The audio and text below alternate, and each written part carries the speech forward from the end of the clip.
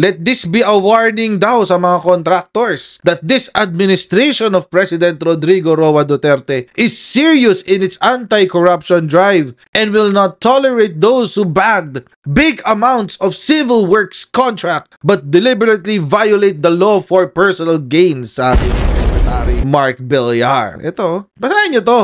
Ang pinakakawalangyaan ng fake news na to.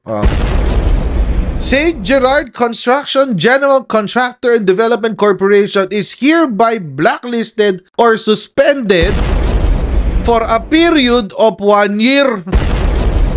If there's one thing na napakagaling ng mga DDS, yan po ay sa pamimeke ng balita. Yan po ay sa pagsisinungaling. Yan po ay sa pagsisiguro na ginugulo ang sistema at pagkakaintindi ng taong bayan sa current event.